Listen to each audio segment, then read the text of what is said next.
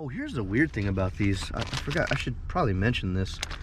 So if you decide to try these 3JD, typically on a paddle tail, your paddle tail is like down, right? Like on these HomeReckers. I don't know if y'all can see that, but they actually want you to rig them with the tails up.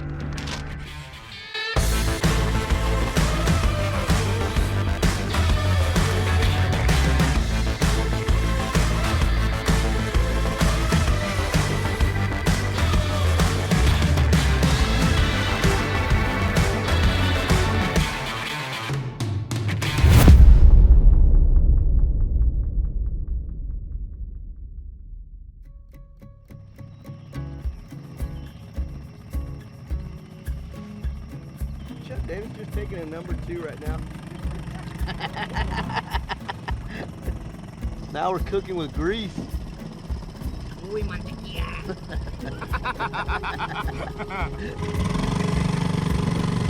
Should be able to grab this handle right here. Should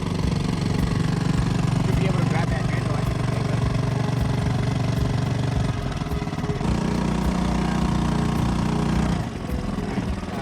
I can hook you on.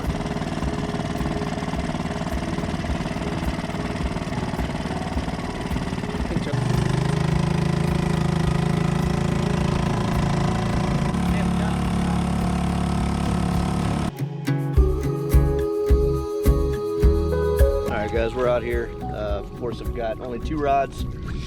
Both rods have each lure. We're going with pink today. And goals today are to find these schools, see if we can get these lures on some fish. It was pretty cloudy this morning, so these birds aren't exactly up in the air bright and early.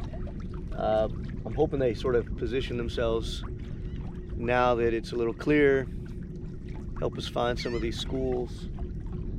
The seagulls, man, those are the guys that we want out here. There's a lot of little other migratory birds, and as my good buddy from Louisiana calls them, water turkeys. These are the guys we want right here, man. Seagulls. I just saw something. I just saw a tail. Oh, okay, hang on. Today is going to be interesting, and let me tell you why. Most paddle tails across the board, 9 times out of 10, in this situation, will perform just about as equal as each other. By this time, if you haven't noticed the water disturbance to my left, then you've missed the school.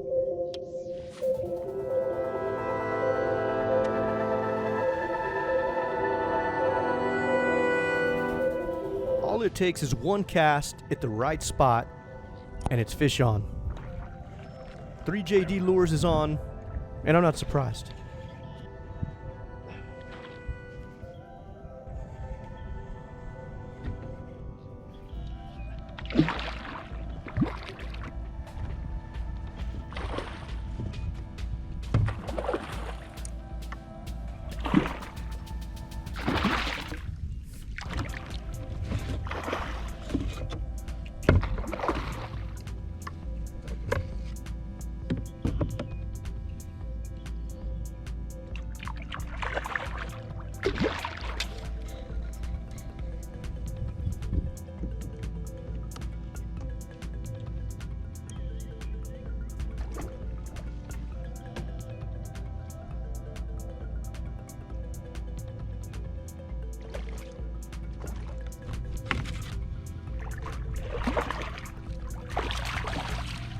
And so this is what you want.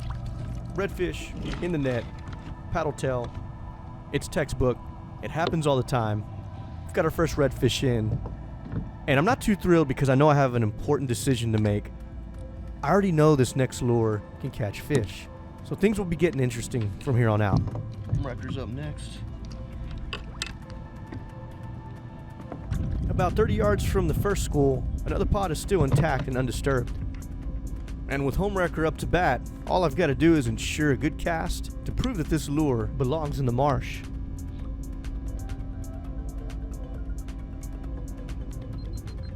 Whenever you're working a school and you want to maximize the amount of fish you pull out of it, it's always smart to work around them.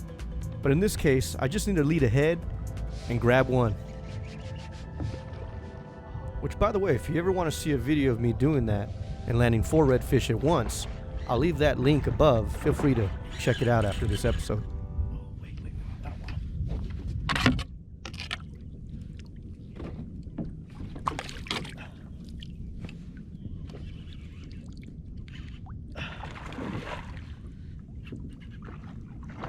Alright, HomeRecker.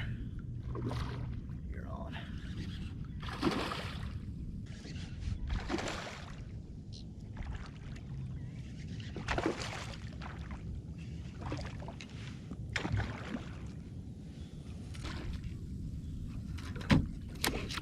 Whoa, whoa.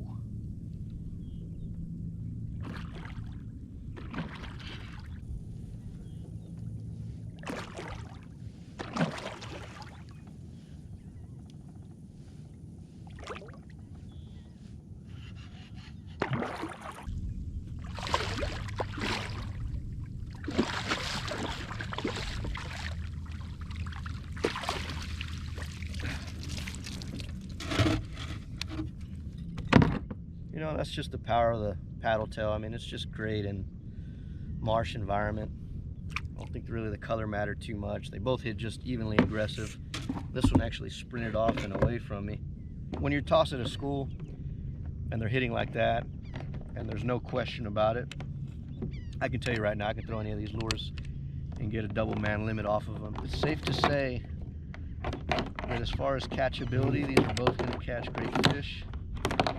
Now what we've got to do is take these home, kind of look at the lure and see which one maybe just has a better design, which one breaks up, deteriorates quicker, which one's going to last longer. That's going to be the ultimate deciding factor, because we got 2 great lures today, and there's no doubt about it that these lures are going to catch you some fish.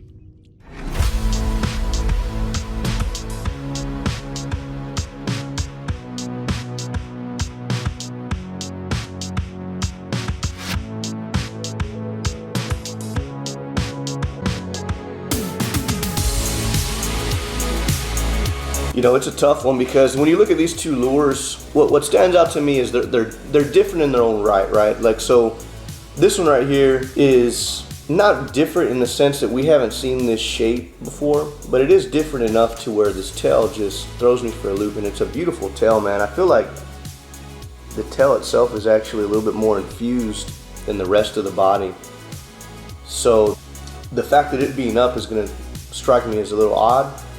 But maybe it's just my generation. I don't know. I mean, it's nothing that I've seen. Maybe they used to make these back in the day. I have no idea.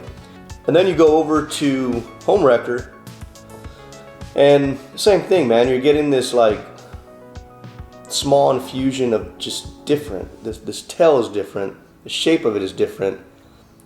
It naturally sort of flutters out, and it's like a cup. You know, you just don't see very many tails like this. And what also strikes me as different is it like, I feel like this is the soft plastic version of a corky. You know, you got the big eyes, you've got sort of the big body, nowhere near the size of a corky, but there's some resemblance there. If I had to pick one, I think for today's episode, it's gonna have to be HomeRecker. The reason I'm going to choose HomeRecker is because, and I might be a little biased on this, you know, I'm a big trout fisherman.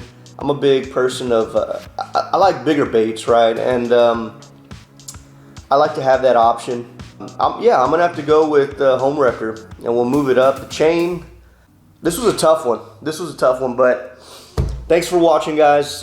Give me your thoughts. What do you guys think? Which one would you have picked? Would you have gone 3JD? Would you have gone HomeRecker? What do you think about the tail situation? What do you think about the fat boy kind of situation? And if you would have gone with these guys from El Campo, 3JD, just like your input, man. It's okay to be different. It's okay to have a different opinion.